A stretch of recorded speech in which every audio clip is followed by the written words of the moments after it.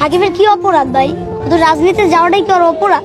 আল্লাহ যদি তার বান্দাদের মাফ করে দিতে পারে, কারণ আপনি মুসলিম হয়ে মুসলিমদের ভাইদের কেন মাফ করে দিতে পারেন না? আর প্রতিবাদ করাটাই কি অপরাধ? এই দেশে যদি প্রতিবাদ করা অপরাধ হয় তাহলে আর কি বলবো ভাই? আমি নিজেও বলি যে সাকিবের রাজনীতিতে যাওয়াটা আসলে অপরাধ। আমি নিজেও স্বীকার করি যে সাকিব ভাইয়ের রাজনীতিতে যাওয়াটা অপরাধ। তো আমি একটা কথাই বলি যে সাকিবের রাজনীতিতে যাওয়াটা অপরাধ হইতে পারে, কিন্তু তার এইটা কোনদিন অপরাধ হইতে পারে না যে সাকিব ভাই মানুষ হিসেবে খারাপ না, মানুষ হিসেবে খুবই ভালো একজন লোক সাকিব ভাই। তার সাথে আমি দেখা হয়েছে, সাথে কথা বলছি 2021 সালে। তার সাথে খুবই ভালো, তার ব্যবহার খুব ভালো। আর সে হলো মেজাজি, এইটাই হলো মূল কথা। সে মানে সবকিছু সহ্য, কিন্তু সাকিব ভাইয়ের মতন একজন প্রতিবাদী প্লেয়ার পাঁচ জন্মেও তৈরি করতে পারবে না বাংলাদেশ। তার কাছে কোন দিকটা তোমার কাছে বেশি একটা ভালো লেগেছে? তার প্রতিবাদ এবং তার যে মন, প্রতিবাদ আর মন, আর তার ক্রিকেট খেলা। তার একটি বিষয় কিন্তু নেটিজেনদের মাঝে কিন্তু ভাইরাল হয়ে গেছিল যে এমপি হওয়ার পর সে কিন্তু দর্শকদের সাথে যে সেলফি তোলা নিয়ে কিন্তু সে একটা চটকানা দিয়েছিল এবং কি লাথিও দিয়েছিল। সেই বিষয়টি তুমি কোন চোখে দেখছো? সেই বিষয়টি সে অতিরিক্ত মাথা গরম, আসলে টাইপট।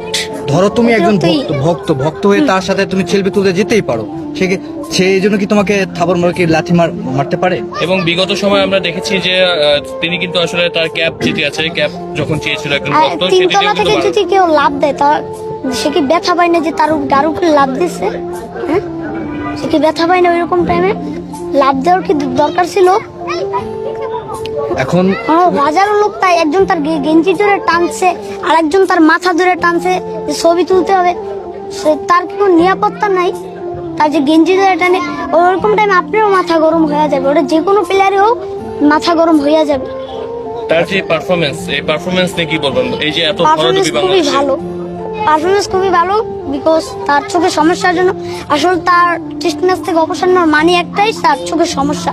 চোখের সমস্যা না হলে 2026 পর্যন্ত সে সব রকম ক্রিকেট খেলতো। চোখের সমস্যা দেখে সে টি-20 আর টেস্ট ক্রিকেট থেকে অবসর নিচ্ছে।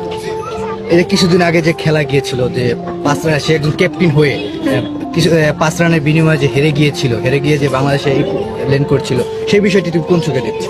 সেটা আমি অন্য কোনো চোখেই দেখছি না, কারণ চোখের সমস্যার জন্য সে পারফরমেন্স খুবই খারাপ করছে। লাস্ট টেস্ট ম্যাচ মিরপুর, আমার শুধু বিসিবির কাছে একটাই দাবি যে তার লাস্ট টেস্ট ম্যাচে কিন্তু চাইলে বিসিবি সব রকম নিরাপত্তা দিয়া তাকে মিরপুরে তার লাস্ট ম্যাচ খেলতে দেওয়া হইতে পারে। আর বাংলাদেশের জনগণের কাছে আমার একটাই দাবি যে যারা সাকিবের শত্রু কিংবা সাকিবকে পছন্দ করেন না, সাকিবকে ইগনোর করে, তাদের ক্ষেত্রে আমার একটাই কথা, আল্লাহ যদি তার বান্দাদের মাফ করে দিতে পারে, কারণ আপনি মুসলিম হয়ে মুসলিমদের